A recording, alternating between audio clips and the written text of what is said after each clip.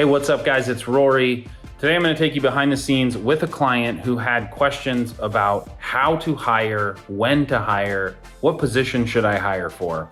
One of the most common issues that I run into when I speak with clinic owners, doctors, nurses, those of you who have tried to grow your business. You've either started to grow and then you hired a team and you found out that teammate didn't work out and you're back at square one. Or you had someone who did work out, but they only worked out for a little while. And this is such a common issue for small business owners in general. And I'm gonna walk you through how to think about who you wanna hire and when you want to hire them and how to set them up for success from the beginning. So you won't wanna miss this one. Get your pen and paper, take notes. This is gonna be very impactful in your business. I'm kind of struggling with when do we add more employees? Like right now we can still do everything. We can go through the motions. We have one CA that works at both offices. She takes care of everything. And then just me. And then, so I'm wondering at what point do we add, do we add on? Is there a metric, or is there a stress test that we do to the office to find out, would we actually do better if we had one more person helping us? Is the CA the person to add? Is another doctor the person to add? I guess I'm kind of struggling with that. Yeah. Where are you feeling the most pressure? Is it like admin, kind of just getting stuff done, making sure videos get posted, billing doesn't get dropped? Or is it more in terms of being able to see the patients? Since we've been adding a lot more new patients, definitely I feel like I get bogged down because, new patient exams happen during adjusting hours. We have been opening up we open up all the way through lunch now because, we usually do the normal chiropractor thing where we take a 17-hour lunch. So we opened up those hours to bring in more new patients. And a lot of new patients do fall in those times, but a lot of them fall during our normal times. Yeah. And so, but I can, in Georgia, we can hire a CA to be a tech CA, where it's I could just hand it all off to them. So I'm thinking that might be my next step. When you say tech, they're kind of doing 80% of the patient care, you mean? No, they're doing 80% of the new patient flow. So it would be I come in, introduce myself. Hey, I looked over your file. You're definitely in the right spot. I'm going to have Sarah here. She's going to take you through a very thorough exam. And then I'll be back in to check with you. And then it doesn't tie me up for 20 minutes taking x-rays and doing scans and things like that. Yeah, perfect. So at your size of business, right? So I would be starting to think about these two practices as one business. Are you thinking about it that way already? Yeah, we do for the most part. Yep. Okay. And so what it's going to come down to is you want to be able to get to, you're actually already at the size where there's really only basically you're going to have to start thinking about division of labor and not having crossover in between job roles. Okay.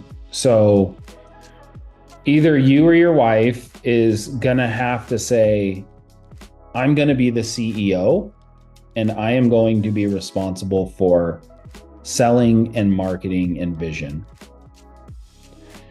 And the other one of you is going to have to say, I am going to be responsible for patient care. And let's say that's you that's responsible for vision, marketing, and selling. She's just going to have to say, okay, I am going to see patients and I'm not going to worry about the marketing stuff. And you're going to go really all in on spending a significant amount of time every week on nothing but selling and marketing and planning, basically what I just went over with Michelle. And really the only jobs that you need to have at your size of business is you probably need to think about getting an executive assistant. And you need to have a treatment CA and a front desk.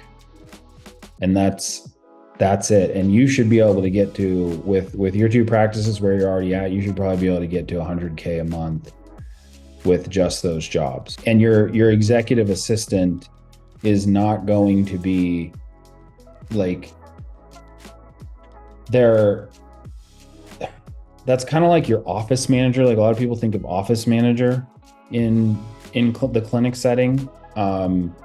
I don't like that term because it's mixed up with whatever you already see an office manager as. Your executive assistant is kind of like gets everything done that you need to get done administratively, organizationally. She'd be the one reaching out to joint venture partners. She'd be the one setting up meetings for you. She'd be making sure your schedule is clear. She'd be keeping you from having to check your own email. She'd be checking it for you, that kind of stuff. And so, yeah, you really want to start thinking about dividing things into patient care, selling and marketing. Those are two separate roles. And then patient experience. So that person would kind of be like, they'd kind of be liaising in between the two because the patient experience, but that would be your front desk person. That would be, they're in charge of making sure the patients have an amazing experience. And that person certainly could be your CA, your tech CA, as you described it. But I don't know, does that make sense? Like my guess is that your confusion is kind of like, well, I have my patients and she has her patients, which is definitely going to make things complicated. But I would say that that's the way you need to be thinking about it if you don't want to get stuck. Okay. So she doesn't do patient care at all right now. I take care of all of the patient care because we have 2 young kids. And so she's been doing more of an admin role in the office the last couple of years. Okay. But her schedule stays crazy with them. So I would basically make her, so that makes it more simple. So, she needs to basically take the role of executive assistant. Okay. A couple books, that she should read. This is going to be way easier for you to implement since she's your wife, but there's the new executive assistant is one. Okay. There's another one called The CEO's Secret Weapon. Another one, I know I've got it here. Hold on. Bottom line is, you're the visionary behind what those OKRs are going to be. You're the visionary behind what are we going to be working on. But she's going to be doing a lot of the work, right? Now what that's going to leave you is you're going to be the marketer and the sales guy. And I think you need to be thinking about hiring an associate at this point. Okay. That's kind of like where my head was going is like next step is hire somebody so that I work 6 days a week between these 2 offices. So I literally don't have time to go out right now. Right. So I can see that being a ceiling. Yeah. For us. And this associate is going to be treatment. They are not going to do sales.